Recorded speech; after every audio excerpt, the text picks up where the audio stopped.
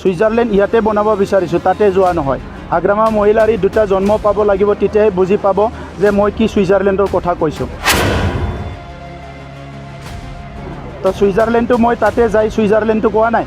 সুইজাৰলেণ্ডৰ গোটেই পৃথিৱীৰ মানুহে সুইজাৰলেণ্ড বুলি ক'লে কি বুজে? যি অঞ্চলটো শান্তি, যি অঞ্চলটো নিৰাপদ, য'ত মানুহে কোনো ভয় শংকা নোহোৱাকৈ মুক্ত মনেৰে মুক্ত মানে বিচৰণ কৰিব পাৰে, সেইটো হ'ল সুইজাৰলেণ্ড। আৰু হাগ্ৰামা মহিলাৰীৰ দিনত মানুহবিলাকে ৰাতিত ওলাবলৈ ভয় কৰিছিলে, এস্কৰ্ট নোহোৱাকৈ নেতাবিলাক আহিবলৈ ভয় কৰিছিলে।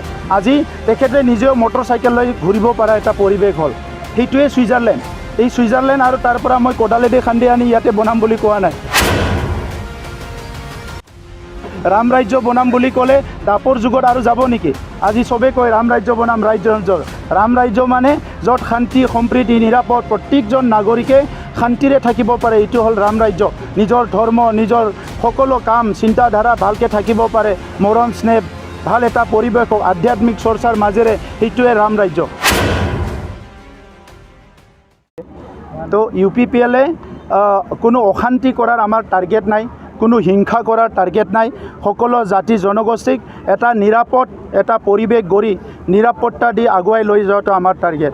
গতিকে আজিৰ সময়ত না উচ্ছেদ না হিংসা, কোনো ধৰণৰ তেনেকুৱা পৰিৱেশ UPPL দলে চিন্তা কৰা নাই আৰু আগলৈও নকৰে। Thank U. হাগ্ৰামা মহিলাৰে কৈছে আপুনি UPPL শেষ হ'ব আৰু আপুনি সুইজাৰলেণ্ডলৈ গুচি যাব। সুইজাৰলেণ্ড ইয়াতে বনাব বিচাৰিছোঁ, তাতে যোৱা নহয়। আগ্ৰামা মহিলাৰী দুটা জন্ম পাব লাগিব, তেতিয়াই বুজি পাব যে মই কি সুইজাৰলেণ্ডৰ কথা কৈছোঁ। তো সুইজাৰলেণ্ডটো মই তাতে যাই সুইজাৰলেণ্ডটো কোৱা নাই। সুইজাৰলেণ্ডৰ গোটেই পৃথিৱীৰ মানুহে সুইজাৰলেণ্ড বুলি ক'লে কি বুজে? যি অঞ্চলটো শান্তি, যি অঞ্চলটো নিৰাপদ, য'ত মানুহে কোনো ভয় শংকা নোহোৱাকৈ মুক্ত মনেৰে মুক্ত মানে বিচৰণ কৰিব পাৰে, সেইটো হ'ল সুইজাৰলেণ্ড।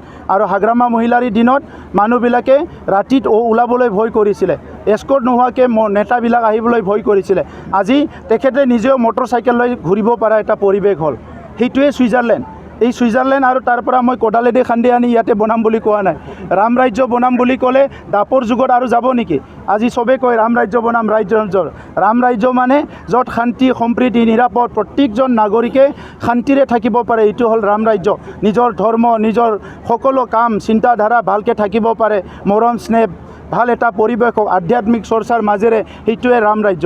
আজি আমাৰ ইয়াত আমাৰ অসমীয়াসকলো গোসাঁই ঘৰত যাই আছে, সত্ৰত যাই আছে, বড়োসকলো বাথৌ মন্দিৰ, আমাৰ ব্ৰহ্ম মন্দিৰত যাই আছে, মাইনৰিটিসকলে আজি ক'ত যাই আছে? নিজৰ মানে মছজিদত যাই আছে, খ্ৰীষ্টানসকলে চাৰ্চত যাই আছে, নিজৰ কাম চবেই কৰিছে।